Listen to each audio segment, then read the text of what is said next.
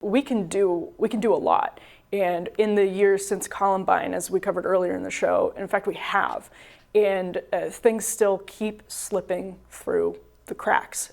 Gun technology has not advanced in the years since Columbine, but this pattern seems to continue repeating and repeating and repeating. And I do think there's more we can do on guns, absolutely no question about it. But even then, I think we have just rapidly slid into a very, very, very dark period of our history. And we still haven't realized that times have changed so much in a short period. I don't know. Yeah, I mean, I think we need a social democracy. We need a community like this all against all society that we've produced, and then layered on top of it, 400 million guns in a country of whatever the number is, 330 million people, is going to lead to this type of violence. And trying to prevent it on the back end by hardening up schools, by sending more cops to schools, by arming teachers, like you're always going to be playing catch up in that but besides the fact that you're going to be kind of traumatizing everybody, like having a teacher, forcing a teacher to walk around with a handgun, when officers with long rifles down in Texas won't even confront a shooter. Yeah. But so as long as we're tearing the fabric of the society apart, as we have been continuously, basically since the late 1970s, making it harder and harder for people to get ahead. Maybe I'm the last generation, roughly, where we felt like there was a chance that our kids would have it better than us. Yes. Like that people don't really sense that anymore. Right. They think, well, my kids are going to have it worse than I had it, but now we're going to struggle to see how much less worse they have it than these other people. Okay, let's say you find it, you're like, uh-oh, this bat cave or this pig farm has this virus that we have now isolated and shared the recipe with 30,000 people, which is scary enough. But okay, we know that it exists here. Then slaughter everything at the farm or like annihilate the cave, or is that the thinking? Well, there's a lot of different proposals on the table, but I'd rather take a step back since you mentioned cost-benefit analysis. Sure. Let's just assume it works perfectly. So not even worry about vaccines. Okay. Obviously, it's hard to test a vaccine for a virus that you think might cause a pandemic, is of unknown lethality, and has never infected a human before. You'd have to deliberately infect people with viruses like that in order to test a vaccine candidate. So we're not going to do that. But let's just assume if we identify a pandemic-capable virus from nature, that we can perfectly prevent it from spilling over. And let's say if it had spilled over, these viruses would cause 10 million deaths, judging at COVID.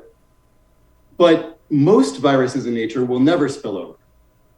That is, estimates of how many viruses out there can infect people range from 10,000 to 500,000. And we know that there's only 4 or so pandemics per century, just looking at history.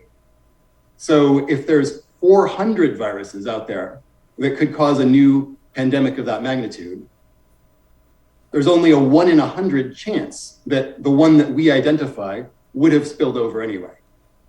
That would still means it would save 100,000 lives, which is a lot.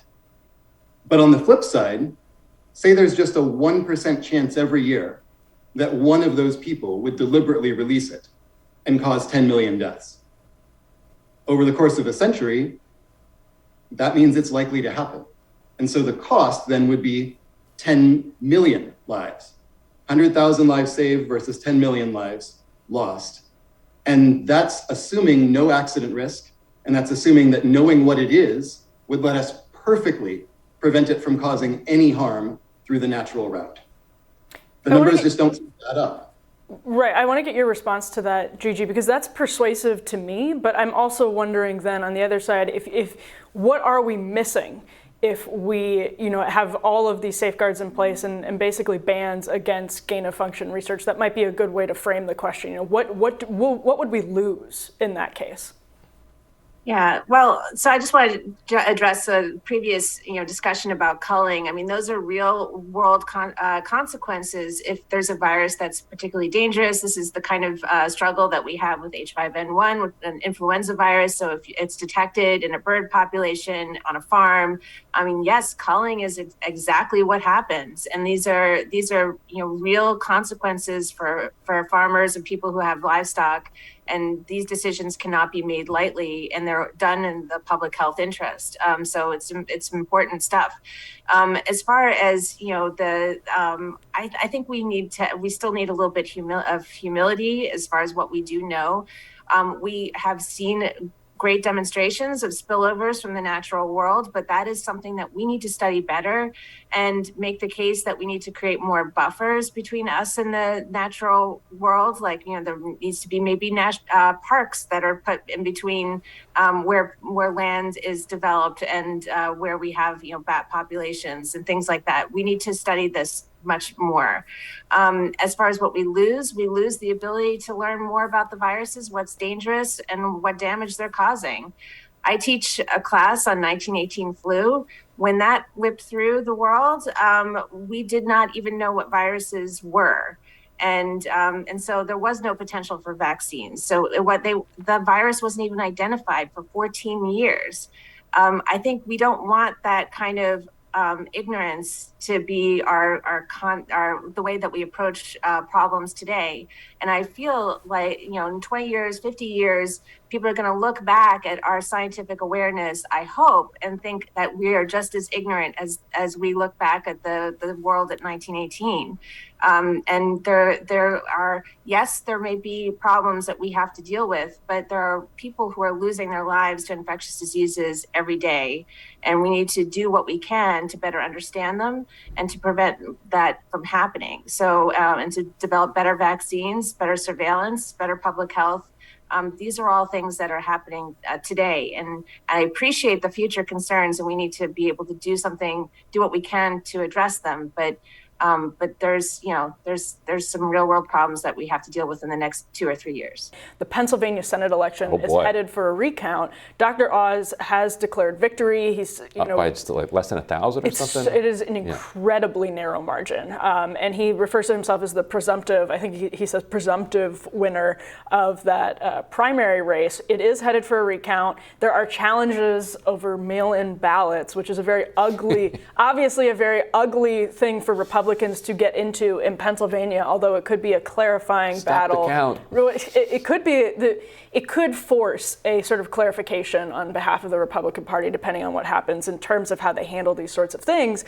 But Dr. Oz was endorsed by President Trump because Donald Trump saw him as the more electable option over McCormick or over Barnett. And we talked about this a couple weeks back, but Barnett actually at the end of the race was able to get support from kind of some people in the MAGA wing who were unhappy with Dr. Oz's connections to China, to his early positions on transgender ideology. To him being Dr. Oz. Yeah, and for him being Dr. Oz, exactly. Are you kidding me? Yeah, right. Having all of these connections in Hollywood and in the news media that are displeasing to Republican voters for good reason in this time period. And so you had Trump weighing in by saying his justification for supporting Dr. Oz was that he is more electable, and that was a huge factor in the race as well. So at the end of the day, anytime you look at what Mitch McConnell is doing with his little chess pieces around the country, it's the same thing. It's about electability, and if you have power, you can confirm judges,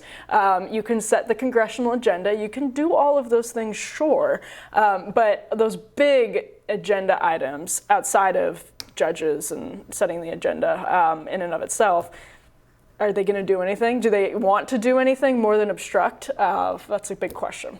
How much do you think this will hobble whoever the Republican nominee is in the end? How do you mean, like in Pennsylvania? In Pennsylvania, is this contested fight over the voting going to make it less likely that one or the other's supporters come out in November? Because in Georgia, you had I was just gonna say, all these people saying, well, what's the point of voting? It's just going to be stolen anyway. Yeah. And so then they didn't vote. They certainly didn't come out and vote for Perdue, who just got absolutely smacked around. He got shellacked, and that is a huge point of contention, especially with people who were generally, I would say, friendly to Trump, especially earlier in that cycle, were extremely frustrated with the election rhetoric because they believe that it lost Georgia for them. And I think there's a lot of truth to that, because if you're being told your vote's not going, 100%. So I think that's not just a problem in Pennsylvania. I think that's going to be a problem elsewhere. Now, anticipating that, Republican candidates can craft messaging around it. But no, I think that's absolutely a problem going forward. When you have the problem not just in the presidential election, but then one that's repeated in the primary, how they handle this mail-in balloting situation is going to be really crucial. And whether they can, actually weather the storm and say they have faith in the results, that's a big question.